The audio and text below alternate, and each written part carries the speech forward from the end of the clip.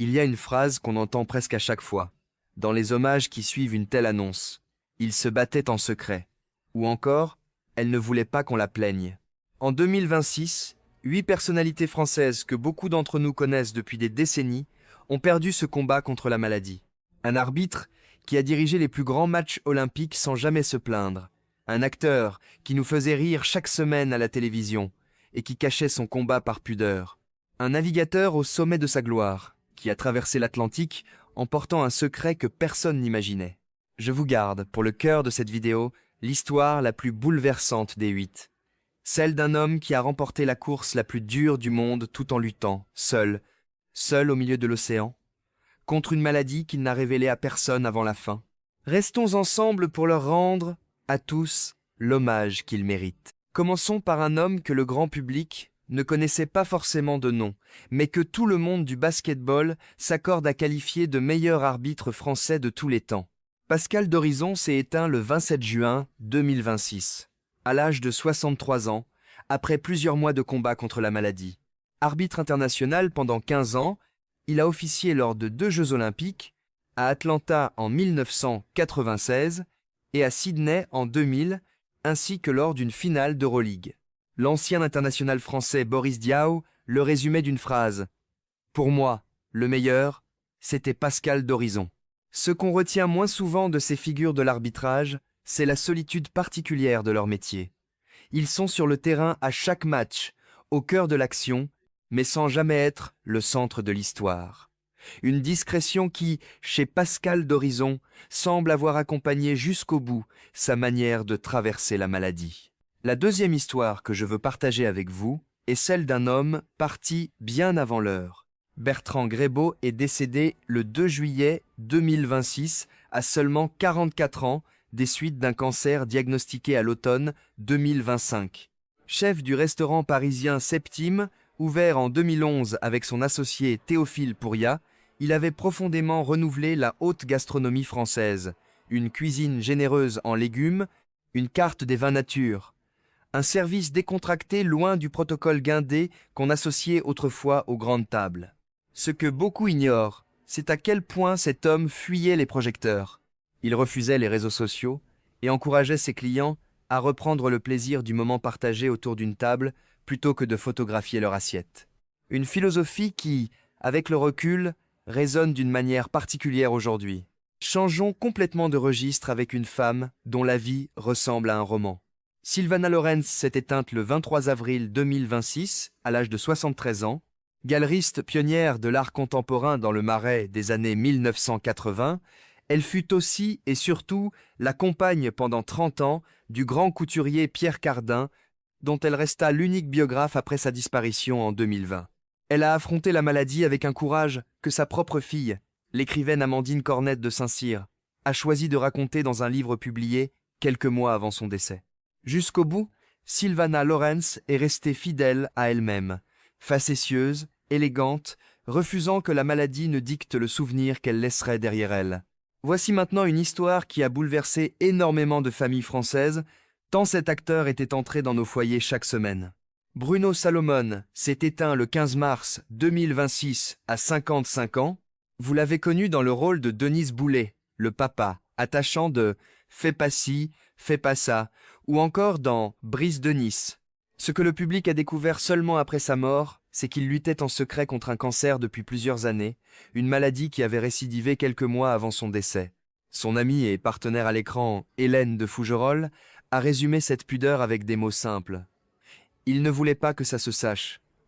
Il était très pudique. Il ne voulait pas que les gens aient pitié de lui. Jusqu'à son dernier message, il continuait de répondre. « Merci, je vais me battre. » Et c'est justement cette pudeur, ce choix de continuer à vivre normalement en portant un secret, que je retrouve de manière encore plus frappante dans l'histoire que je vous ai promise. Celle d'un homme qui a remporté la plus grande course de voile du monde, sans que personne, pas même les caméras qui le suivaient jour et nuit, ne se doute de ce qu'il traversait.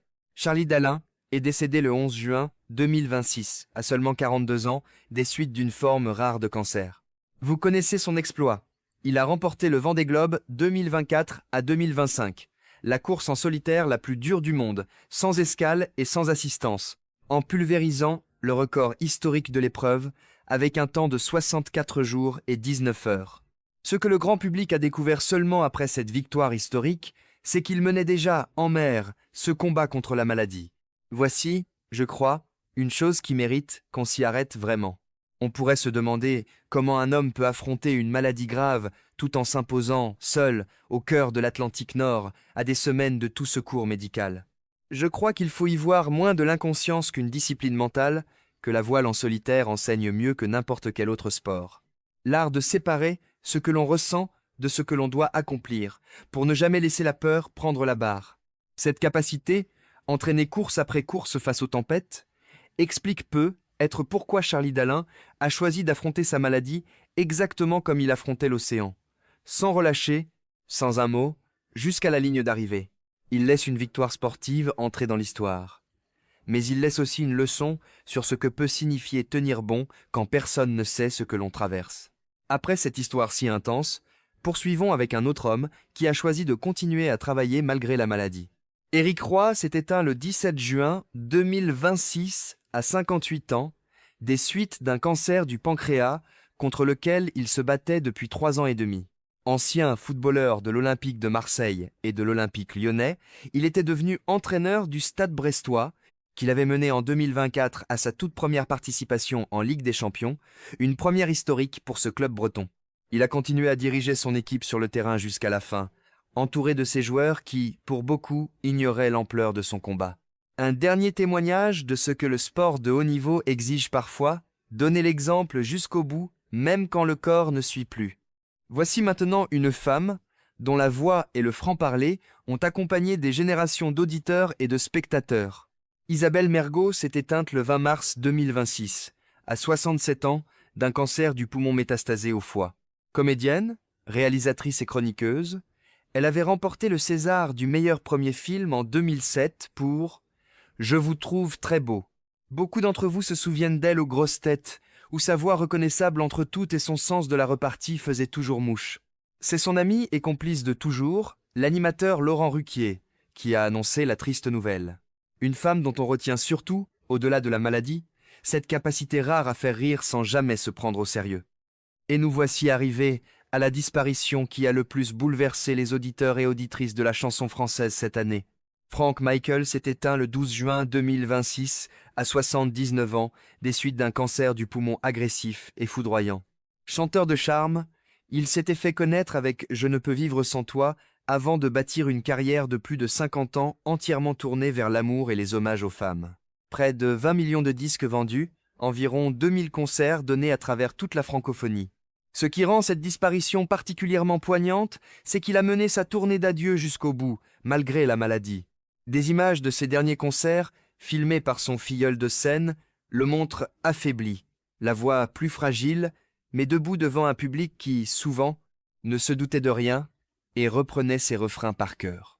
Ses obsèques, célébrées en Belgique, ont rassemblé sa dernière compagne, sa fille et l'ensemble de ceux qui l'ont accompagné jusqu'au dernier jour.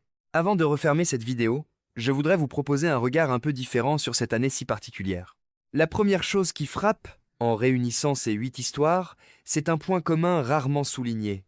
Au moins 4 d'entre eux, Bruno Salomon, Charlie Dalin, Éric Roy, et dans une certaine mesure, Pascal Dorizon ont choisi de continuer leur activité publique à plein régime pendant leur maladie, sans jamais la révéler. On pourrait y voir du déni. Je crois plutôt qu'il faut y voir une stratégie consciente. Continuer à incarner son rôle sur un plateau de tournage, sur un bateau, sur un banc de touche, permettait à chacun de préserver, pour lui-même autant que pour ses proches, une part de normalité que le diagnostic menaçait de faire disparaître d'un coup. L'activité, dans ces cas-là, n'était pas un refus de la maladie, mais une manière délibérée de rester soi-même le plus longtemps possible. La seconde chose, plus discrète, concerne notre rapport à la pudeur. Ces 8 personnalités appartiennent presque toutes à une génération, celle née entre les années 1940 et le début des années 1980, qui a grandi avec une conception très différente de la maladie de celle qui domine aujourd'hui sur les réseaux sociaux. Aucune n'a fait de son cancer un combat public, documenté, partagé en temps réel. Toutes ont choisi, à des degrés divers, le silence ou la discrétion, quitte à ce que le public ne l'apprenne qu'après leur disparition. Ce choix, qui peut surprendre une génération plus jeune habituée à la transparence totale sur la maladie, dit quelque chose d'assez beau sur une certaine idée de la dignité, celle de rester, jusqu'au bout, maître de ce que l'on montre de soi. Voilà, chers amis, pour cette année 2026 qui, pour beaucoup d'entre vous, restera marquée par plusieurs de ces disparitions. Si l'un de ces 8 parcours a résonné particulièrement fort chez vous, dites-le moi en commentaire. Je lis chacun d'entre eux avec attention. Un souvenir de concert, une réplique de film qui vous a fait rire, une victoire sportive suivie en famille. Je serai heureux de les découvrir avec vous. Si cette vidéo vous a touché, n'hésitez pas à la partager avec un proche qui, lui aussi, garde le souvenir de ces visages et de ces voix. Et abonnez-vous à la chaîne pour ne manquer aucun de nos prochains hommages. Nous continuerons, mois après mois, à honorer la mémoire de celles et ceux qui ont façonné notre époque. Prenez soin de vous et à très bientôt.